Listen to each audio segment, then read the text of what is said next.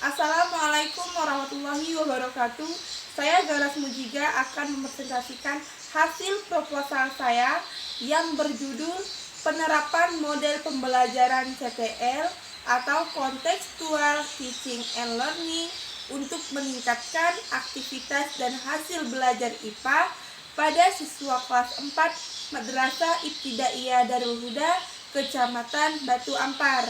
Baiklah, kita akan masuk pada bab pertama, latar belakang. Latar belakang dari penelitian ini yaitu model pembelajaran serta CTL. Yang B, rumusan masalah. Rumusan masalah pertama adalah bagaimana aktivitas dan hasil belajar IPA siswa kelas 4 Madrasah Ibtidaiyah Darul Huda sebelum menggunakan model pembelajaran CTL. Yang kedua, bagaimana proses penerapan model pembelajaran CTL pada siswa kelas 4 Madrasah Ibtidaiyah Darul Huda pada mata pelajaran IPA. Yang ketiga, bagaimana aktivitas dan hasil belajar siswa kelas 4 Madrasah Ibtidaiyah dalam mata pelajaran IPA setelah menggunakan model pembelajaran CTL. Kita masuk pada tujuan penelitian, yaitu teoritis dan praktis. Nah, praktis di sini terbagi menjadi 3. Yang pertama, praktis bagi siswa. Yang kedua, praktis bagi guru. Yang ketiga adalah praktis bagi sekolah. Nah, maksudnya di sini praktis bagi siswa adalah untuk mewujudkan pembelajaran yang menyenangkan sehingga siswa termotivasi dan dapat berpikir kritis dan kreatif untuk mengembangkan ilmu pengetahuan agar dapat meningkatkan hasil belajar. Sedangkan praktis bagi guru itu untuk dapat mengembangkan wawasan dan meningkatkan kemampuan guru dalam menggunakan model pembelajaran. Praktis bagi sekolah yaitu agar dapat dijadikan sebagai acuan untuk sekolah dalam meningkatkan aktivitas dan hasil belajar siswa dengan menggunakan model pembelajaran CTL. Baik, kita masuk kepada bab kedua, pengertian dari model pembelajaran serta CTL. Model pembelajaran merupakan landasan praktik pembelajaran hasil penurunan analisis terhadap implementasi dan implikasinya termasuk di dalamnya. Nah, tujuan pembelajaran, tahap-tahap dan kegiatan berdasarkan pendapat beberapa penelitian dan pengolahan kelas. Nah, pengertian CTL sendiri ialah suatu pendekatan pembelajaran yang menekankan pada proses keterlibatan siswa dalam pembelajaran yang dipelajarinya dan menerapkan di kehidupannya sehari-hari. Nah, peran siswa dalam pembelajaran CTL ini adalah sebagai subjek yang menemukan dan menerapkannya di kehidupan.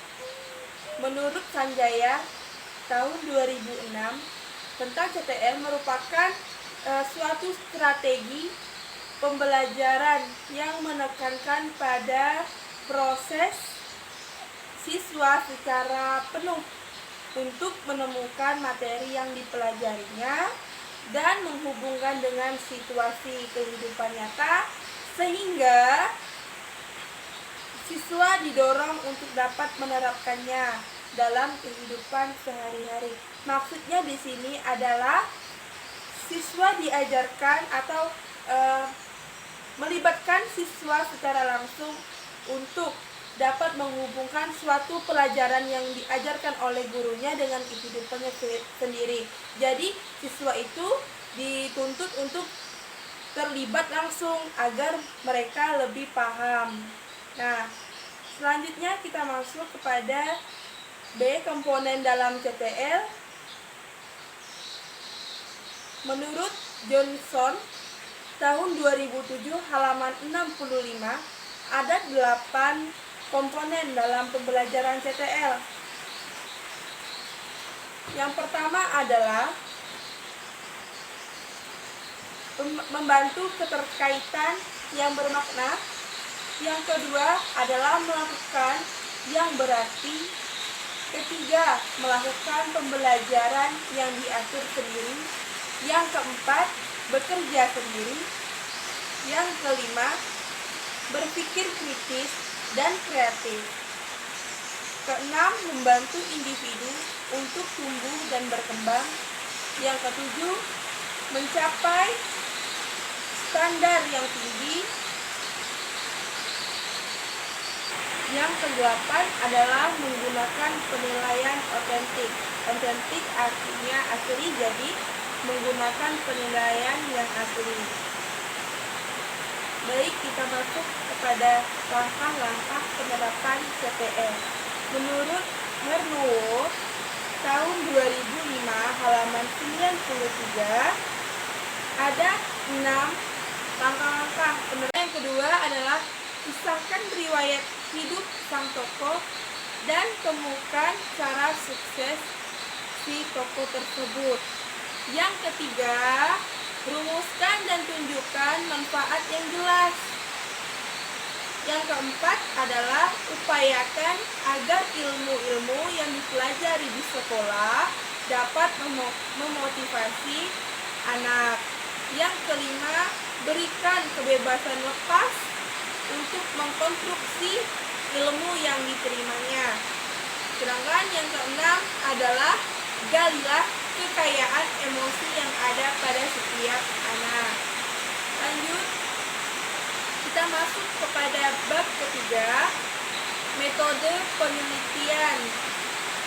Metode penelitian ini adalah penelitian tindakan kelas, merupakan penelitian yang dilakukan oleh guru di dalam kelas melalui refleksi diri dengan tujuan memperbaiki kinerja sehingga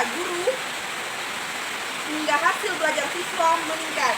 Menurut Wardani, tahun 2008 halaman 14. Hopkins dalam Komalarasari tahun 2010 halaman 271 merumuskan bahwa penelitian tindakan kelas sebagai penelitian yang mengkombinasikan prosedur penelitian tindakan substantif, suatu tindakan yang dilakukan dengan disiplin inquiry atau suatu usaha seorang untuk memahami apa yang terjadi.